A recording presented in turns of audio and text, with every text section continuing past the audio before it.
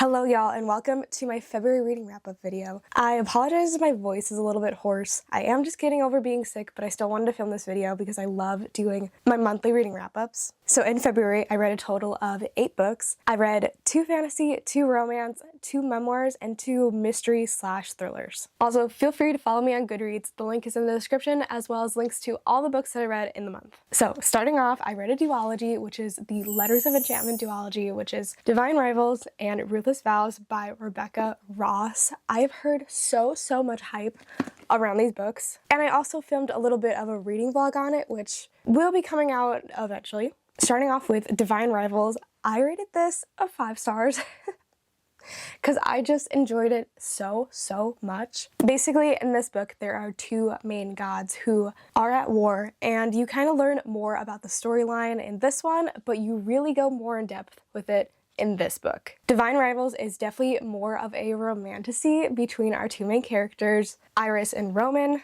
and the banter and the romance, I was living for it. It was so good. And then as for Ruthless Vows, it definitely didn't give me a 5-star feeling, but I did rate it a 4.5 stars. This one definitely follows a lot more of the gods and the world building, which I didn't think I was going to enjoy, and I wound up really loving it. Oh my god, my voice. I apologize, my voice is so annoying.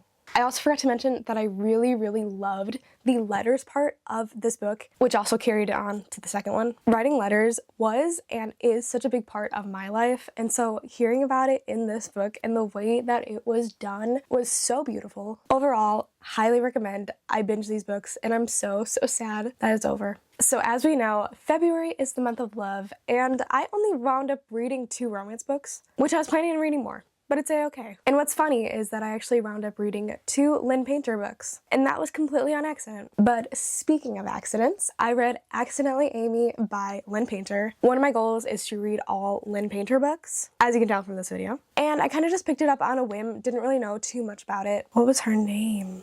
I don't even remember her name. Our story basically starts off with a girl named Isabel, and she is running late for work. So instead of waiting for her Starbucks coffee drink, she takes someone else's order, and her order happens to be Amy's. As she's leaving the coffee shop, she runs into this guy, and he thinks that her name is Amy. I gotta say, overall, this book was not my favorite. It's probably my least favorite Lynn Painter book that I read so far. I do really love Lynn Painter's adult romances, but like I said, this one kind of just fell a little bit short. There's actually a Goodreads review from 2 years ago that says, cute but cringy, but cute, but cringy, but cute, but cringy. And that's exactly how I felt reading this book. There was a lot of parts that were really sweet, and then a lot of parts that made me cringe because it just felt very middle schoolish with adults. I gave it a 3 stars. It's probably more like a 2.5 to be honest now.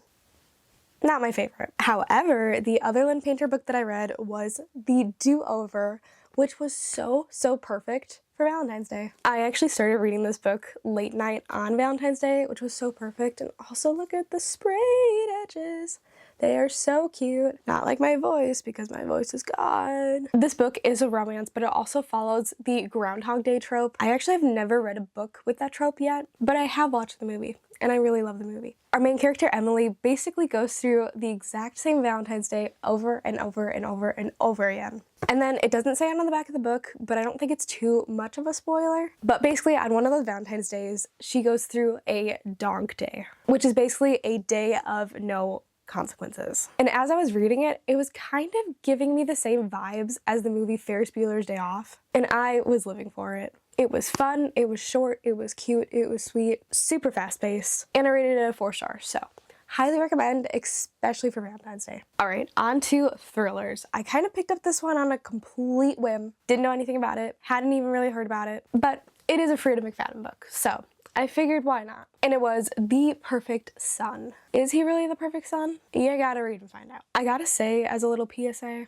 on basically all thrillers, make sure to check the trigger warnings. I gotta say, this book was probably one of the little more kind of messed up books that I've ever read. It was very interesting. I will say that the plot twist at the end did get me, but I feel like I could have guessed it. And then the very last scene, to me, was a little bit unresolved, but I feel like it was a very thriller-esque ending, if that makes sense. I rated it 3 stars. It wasn't anything crazy to me. It was alright.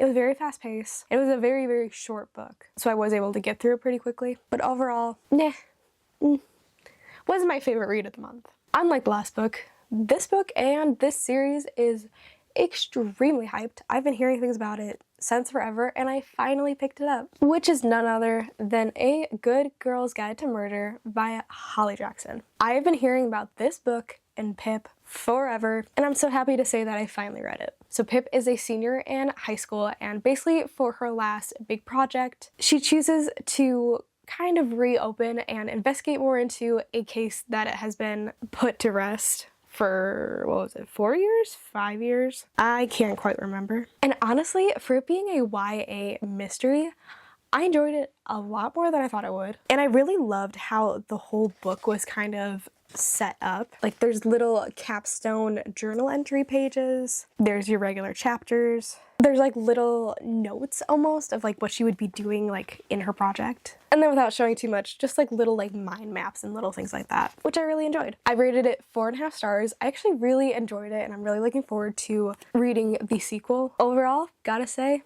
it was worth the hype. All right, and last category is memoirs. I listened to two memoirs.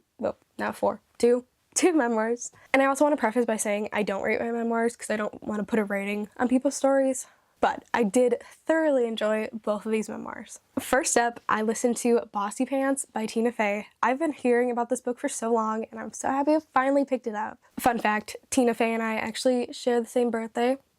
She's one of the few people I actually do share a birthday with, of like the famous celebrities thing. She is a actress and comedian, and in her book she really goes in depth with like her childhood and kind of all of the little things that got her to the point that she is at now. And for some reason I had no idea that Tina Fey was a big musical person. I didn't know that she did musical theater and all those little things as a kid, and so I really loved hearing about that. And for some reason, even though we have two very, very different lives, I somehow related to her a lot. We had different events happen in both of our lives, but I feel like they both led us to the same conclusions and life lessons. So that was really fun to read about. And we both tend to be a little bit of a bossy pants sometimes, so definitely related to her on that aspect. Overall, I definitely recommend.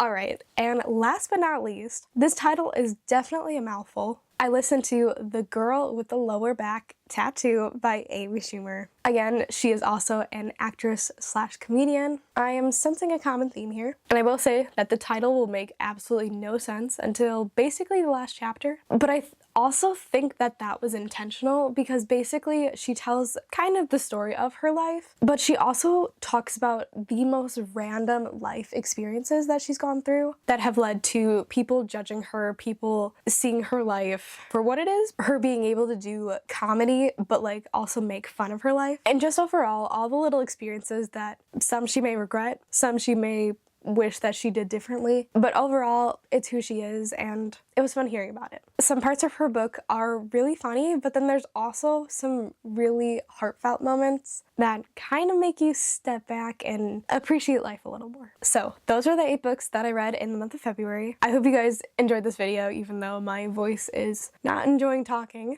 If you guys have any book recommendations or have any thoughts on the books that I read this month, let me know down in the comments. If you're interested in any of the books that I talked about in this video, again, they'll be linked in the description. I hope you guys have an amazing rest of your day, and I will see you guys in my next video. Bye guys!